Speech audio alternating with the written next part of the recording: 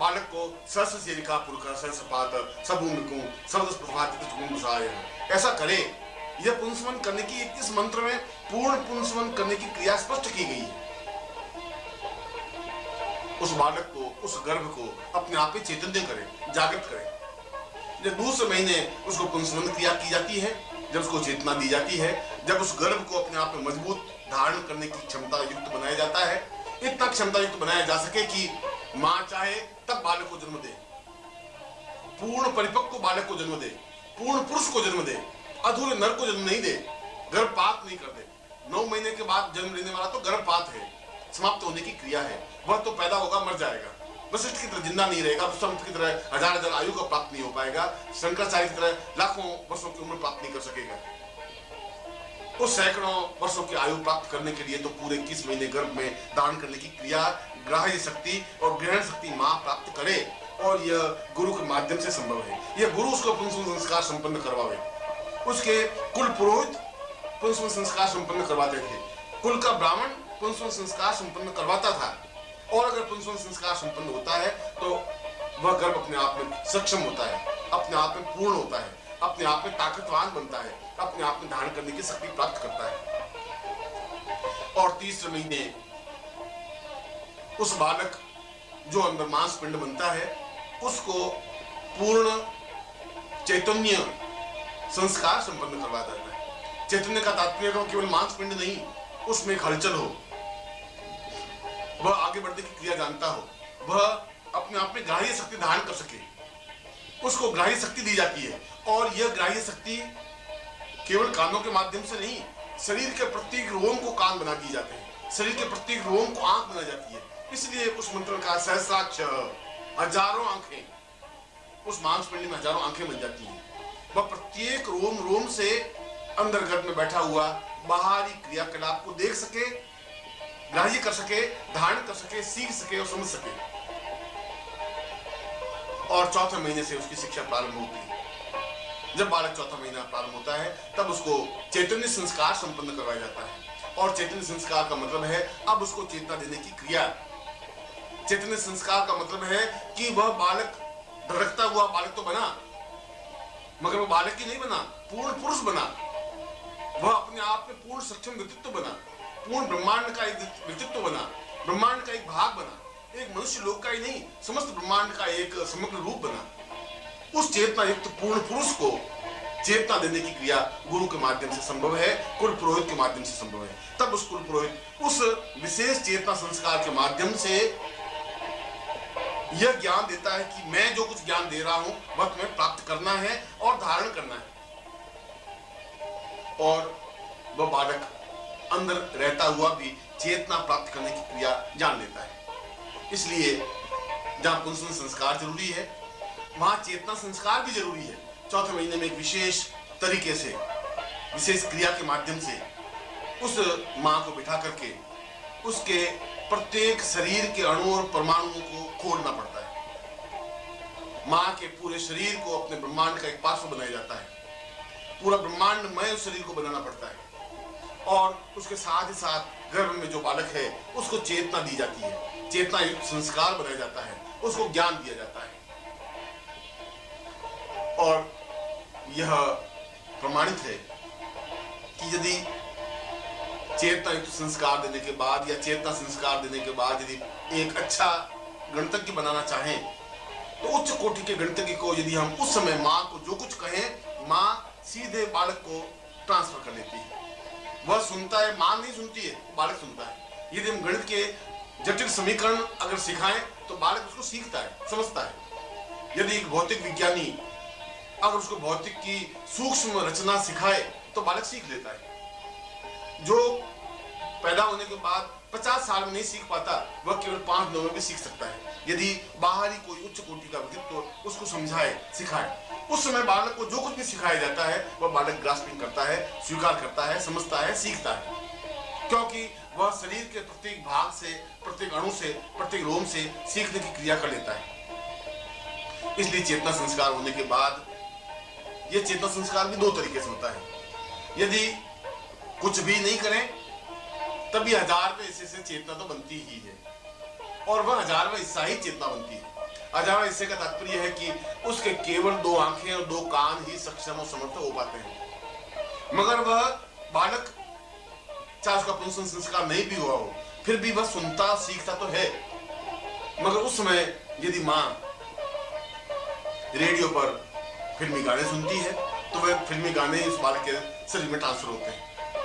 यदि वह झगड़े घर में होते हैं तो वह झगड़ा, मारपीट, लड़ाई, गालियां वो बालक के शरीर में ट्रांसफर होती हैं। जो कुछ भी वातावरण माँ बाहर देखती है वह सीधा गर्भस्थ बालक को प्राप्त होता है। और इसीलिए जन्म लेने के बाद बालक को जब संज्ञान होता है, जब सयाना होता है, तो और कुछ चीज सीखे या नहीं सीखे, काम करना सबसे पहले सीख लेता है। वह इस बात को समझ लेता है कि मैं लड़का हूँ, इस बात को समझ लेता है ये लड़की है। एक 6 साल का बालक इस बात को समझ लेता है कि लड़के लड़की में क्या अंतर है। उसको ये ज्ञान तो नहीं होता ये क्या होता है, या वेद मंत्र क्या होता है, गायत्री मंत्र क्या होता है, ये समझने की जरूरत नहीं। ये काम करना समझाने की उसको जरूरत नहीं पड़ी। मगर वह गर्भ में इस बात को समझ गया कि यह क्या तात्पर्य है, यह क्या मतलब है। वह गाली देना सीख जाएगा।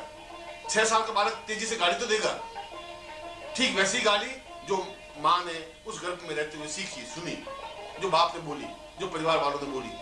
जो कुछ परिवार का वातावरण बना वो बालक ने ग्रहण किया। अगर परिवार का वातावरण दुष्ट था, राक्षसमय था, तो वह बालक में राक्षसमय प्रवृत्ति वातावरण बना। इसीलिए 4थे महीने के बाद बहुत सावधानी की जरूरत है। 3 महीने और 28 दिन के बाद जब बालक चेतना युक्त बनता है, तब यद्यपि 1000 चेतना के बीच में वह केवल एक ही चेतना की रश्मि, एक ही चेतना की किरण प्राप्त करता है, मगर केवल एक चेतना के माध्यम से ग्रास्पिंग शक्ति, धारण करने की शक्ति, सुनने की शक्ति, समझने की शक्ति, सीखने की शक्ति तो प्राप्त कर ही देता है। और इसीलिए माँ जो कुछ देखती है बालक देखता है, माँ जो कुछ सुनती है बालक सुनता है, माँ जो कुछ करती है बालक उसको समझने की कोशिश करता रहता है। पर यदि चेतना संस्कार किया जाए तो 1000 किरणों के माध्यम से चेतना संस्कार संपन्न होता है। केवल एक रश्मि के माध्यम से नहीं, केवल एक किरण के माध्यम से नहीं, शरीर के जितने रोम हैं वे सब चेतना युक्त बन जाते हैं। इसलिए उसमें धारण करने की शक्ति प्रबल हो जाती है, उसको सीखने की शक्ति बहुत तेज हो जाती है, वह बहुत जल्दी किसी चीज को समझ लेता है। इसलिए चेतना संस्कार जीवन का एक आवश्यक अनिवार्य तत्व है। अब प्रश्न ये उठता है कि क्या इतने विज्ञान के ज्ञान को या इतने बड़े विज्ञान को क्या हम उसको 2 मिनट में दे सकते हैं या 5 दिनों में दे सकते हैं? ये जरूरत भी नहीं है। ब्रह्मांड में जितना विज्ञान फैला हुआ है वह पूर्ण चेतना युक्त बनने पर वो अपने आप स्वीकार करता रहता है। और ब्रह्मांड में तो पूर्ण विज्ञान फैला हुआ है, पूर्ण ज्ञान फैला हुआ है। उस सारे ज्ञान को, उस सारे विज्ञान को अपने आप ग्रहण करता रहता है। उसके लिए कोई ट्यूटर की जरूरत नहीं, उसके लिए किसी शिक्षक की जरूरत नहीं, उसको समझाने की जरूरत नहीं। वो अपने आप में समझता रहता है, अपने आप में सीखता रहता है। इसलिए इस चेतना संस्कार को जीवन का एक आवश्यक तत्व है।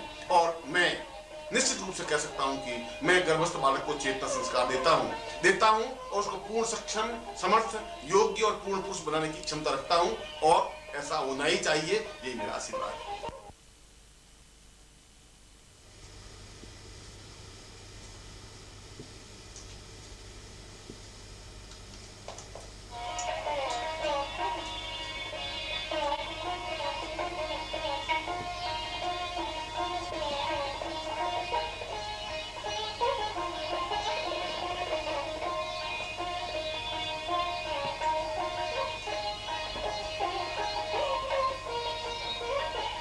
मैं गर्भस्थ बालक को चेतना देता हूं।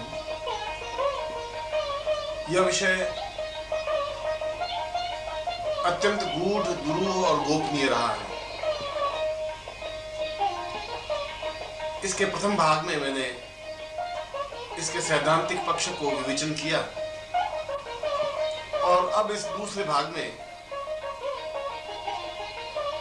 सैद्धांतिक भाग के साथ साथ उस दुर्लभ और गोपनीय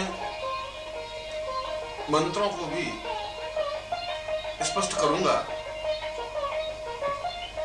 जिन मंत्रों के माध्यम से गर्भस्थ बालक को चेतना दी जा सकती है,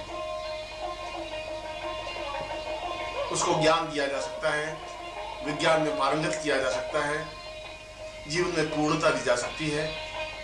और उसमें वे सब विशेषताएं दी जा सकती हैं जो सामान्य मनुष्य के लिए संभव नहीं है। मगर इस दूसरे भाग को समझने के लिए यह अत्यंत आवश्यक है कि इसके पहले भाग को, जो मैंने ऊपर विवेचित किया, समझना जरूरी है। पहले भाग को समझने के बाद ही इस दूसरे भाग की उपयोगिता है। मैंने पहले भाग में स्पष्ट किया कि बालक जब गर्भ में 3 महीने 28 दिन का हो जाता है, तब उसका चेतना संस्कार संपन्न होना चाहिए। चेतना संस्कार का तात्पर्य है बालक की ग्राह्य शक्ति बढ़ जाना। चेतना संस्कार का तात्पर्य है बालक की धारणा शक्ति में वृद्धि हो जाना। चेतना संस्कार का तात्पर्य है उसे पूर्ण पुरुष बना देने की क्रिया को संपन्न करना। और यहां मैं पूर्ण पुरुष शब्द को स्पष्ट कर रहा हूं। संसार में जितने भी पुरुष हैं वे सब नर हैं। नर का तात्पर्य है जो अपने सदृश और पैदा कर दे। इस दृष्टि से बैल आदि पशु भी या पुल्लिंग संज्ञा से विभूषित पक्षी भी नर शब्द में ही आते हैं। यह कोई बहुत बड़ी महत्वपूर्ण घटना नहीं है कि अपने सदृश किसी बालक को उत्पन्न कर देना। महत्वपूर्ण तो इस बात में है कि उस गर्भस्थ बालक को पूर्ण पुरुष की संज्ञा देना, और जब पूर्ण पुरुष की संज्ञा दी जा सके, जब उसे पूर्ण पुरुष बनाने की क्रिया संपन्न की जा सके, जब उसे इस प्रकार की धारणा शक्ति दी जा सके, ऐसी क्रिया को चेतना शक्ति या चेतना संस्कार कहा जाता है। चेतना संस्कार व्यक्ति निश्चय ही अपने आप में नर शब्द से ऊपर उठकर पुरुष शब्द से विभूषित हो जाता है।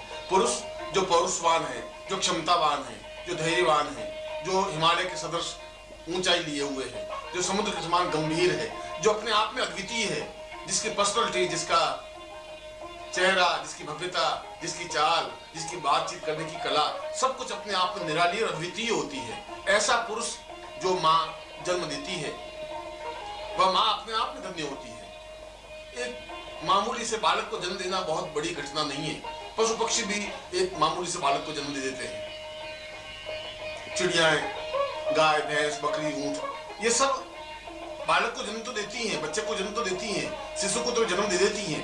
मगर शिशु को जन्म देना एक अलग चीज है। और यदि हमारे पास ऋषियों की धरोहर है, और यदि हमारे पास ऋषियों की पूंजी है, यदि हमारे पास उस प्रकार के ज्ञान, उस प्रकार की चेतना, उस प्रकार के मंत्र हैं, तो निश्चय ही उन मंत्रों के माध्यम से हम उस बालक को पूर्ण पुरुष बनाने की संज्ञा दी जा सकती है या दे सकते हैं। और हम उनको समझा सकते हैं, बता सकते हैं कि बालक में ग्राह्य शक्ति, धारणा शक्ति कितनी तीव्र हो। मैंने अपने जीवन में इस प्रकार के कई प्रयोग संपन्न किए और मैंने यह अनुभव किया है कि यदि गर्भस्थ बालक को पूर्ण चेतना संस्कार संपन्न कर उसे ज्ञान दिया जाए, ज्ञान का तात्पर्य है चेतना संस्कार से संबंधित मंत्र सुनाए जाएं, तो उसमें ज्ञान और विज्ञान का अद्भुत समन्वय हो जाता है। मेरे एक शिष्य थे जिनकी पत्नी बड़ी धर्मपरायण थी और उम्र के 42 साल की अवस्था में भी उनकी कोई पुत्र नहीं हुआ था। मैंने यह प्रयोग उन पर संपन्न किया था और उन महिला ने पूरे 21 महीने गर्भ धारण किया।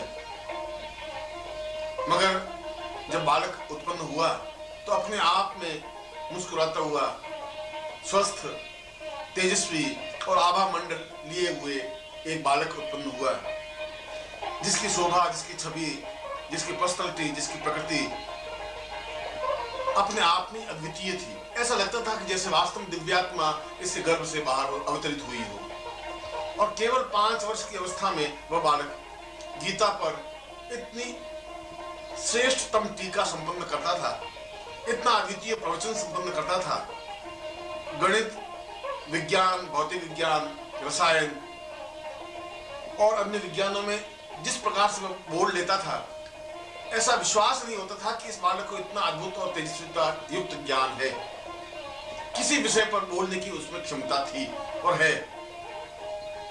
मेरे कहने का तात्पर्य यह है कि आज भी हम ऐसा तेजस्वी बालक उत्पन्न कर सकते हैं, यदि माताएं इस बात का निश्चय कर लें, यदि अपने पति की उनको अनुमति हो, यदि उनमें यह भावना हो, यह चेतना हो, तो निश्चय ही ऐसा पुरुष, निश्चय ही ऐसी स्त्री, बालिका या बालक उत्पन्न किया जा सकता है। और यदि बालक उत्पन्न हो गया है तो भी उस बालक को ओम परम तत्वाय नारायणाय गुरुभ्यो नमः। ओम ह्रीं मम प्राण देह रोम प्रतिरोम चैतन्य जाग्रय ह्रीं ओम नमः। ओम भूर्भुवः स्वः तत्सवितुर्वरेण्यं भर्गो देवस्य धीमहि धियो यो नः प्रचोदयात्।